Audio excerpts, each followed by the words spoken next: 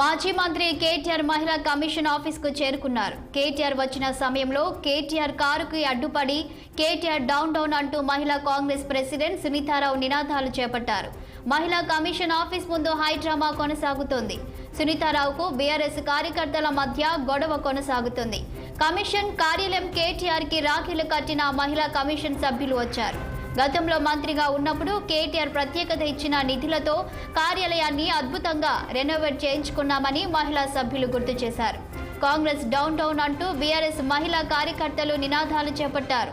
మహిళా commission office బయట సునీతారావు బైఠాయించారు.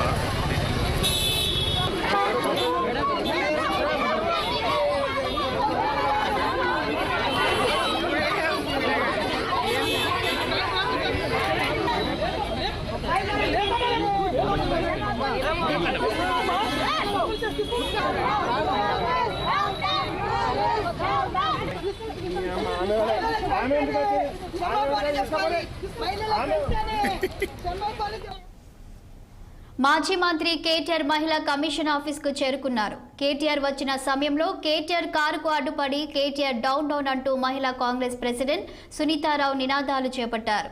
మహిళా కమిషన్ ఆఫీస్ ముందు హైడ్రామా కొనసాగుతుంది.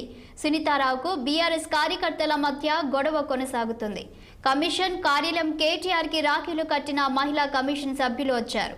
గతంలో మంత్రిగా ఉన్నప్పుడు కేటీఆర్ ప్రత్యేకత ఇచ్చిన నిధులతో కార్యాలయాన్ని అద్భుతంగా రెనోవేట్ చేయించుకున్నామని మహిళా సభ్యులు గుర్తు చేశారు. కాంగ్రెస్ డౌన్ డౌన్ అంటూ బీఆర్ఎస్ మహిళా కార్యకర్తల నినాదాలు చేపట్టారు. మహిళా కమిషన్ ఆఫీస్ బయట సునీతారావు బైఠాయించారు.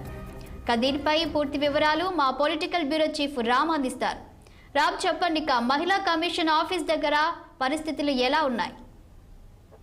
శాలిని, ఏదైతే ఇవాళ మహిళల పట్ల కేటీఆర్ చేసిన వ్యాఖ్యలకు సుమోటోగా స్వీకరించిన మహిళా కమిషన్ ఇవాళ హాజరు కావాలంటూ మాజీ మంత్రి కేటీఆర్ కు మహిళా కమిషన్ నోటీసులు పంపించిన తెలిసిందే.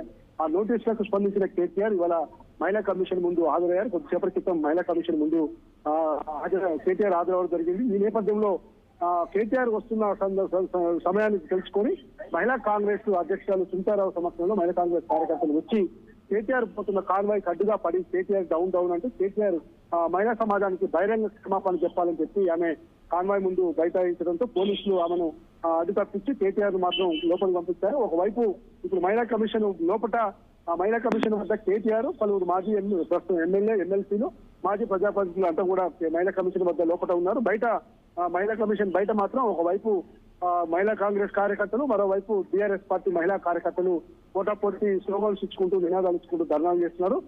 పోలీసులు కూడా వాళ్ళిద్దరిని వారించేందుకు ప్రయత్నం చేసినప్పటికీ మహిళా పోలీసులు తక్కువగా ఉన్నారు కాబట్టి, మహిళలు ఎక్కువగా ఉన్నారు కాబట్టి ఈ రోజు పోలీసులు వాళ్ళు కూడా ఏం చేయలేని పరిస్థితిలో ఉండడం జరిగింది. మరి కాసేపటి కేటీఆర్ కూడా బయటికి వస్తున్న సందర్భంలో కూడా మళ్ళీ ఏం జరుగుతుందని చెప్పి ఆందోళన కూడా కొంత ఉద్రిక్తత నెలకొంది.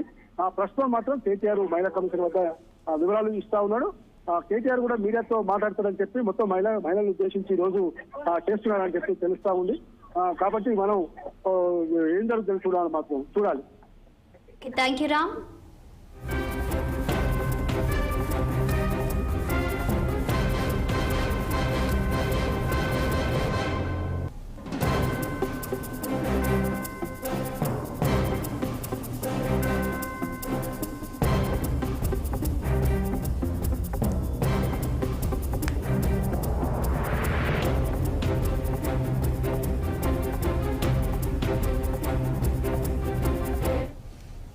ప్రతి ఒక్కరికి కూడా క్షమాపణ చెప్పాలి. ట్విట్టర్ కాదైనా ట్విట్టర్లో మీడియాలో అంటడం కాదు, ఈడ చెప్పామని ఆడోళ్ళకి మాకు ఈడ చెప్పామని ఆడోళ్ళ సిగ్గెట్లా తీస్తాడు. 9.5 సంవత్సరాలు ఏమి చేయలేకపోయినారు వీళ్ళు ఉండి ఫామ్ హౌస్ లో వాళ్ళయ్య తాగి పండుకుంటుండే మక్యలు చేయడం ఇంతవరకు కరెక్ట్. కాంగ్రెస్ పార్టీనే కాదు, ఈ రోజు రాష్ట్రంలో తిరిగే మహిళా సోదరు మనందరికీ కూడా క్షమాపణ చెప్పాలని డిమాండ్ చేస్తుంది మహిళ.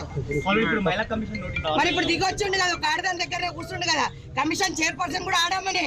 మరి అది ఆడోళ్ళ పవర్ అంటే అది ఈరోజు దింపినమా లేదా? దింపకపోతే లోపల కూడా వేస్తాం. రేపు రాబోయే కాలంలో ఇంకా చాలా పెద్దగా ఉన్నది కథ. ఇప్పుడు ఏంలే, ఇప్పుడు ఖాళీ అంతం కాదు, ఇది ఆరంభం మాత్రమే. రాబోయే కాలంలో అందరు భజన చేయాల్సిందే, కూర్చోవాల్సిందే.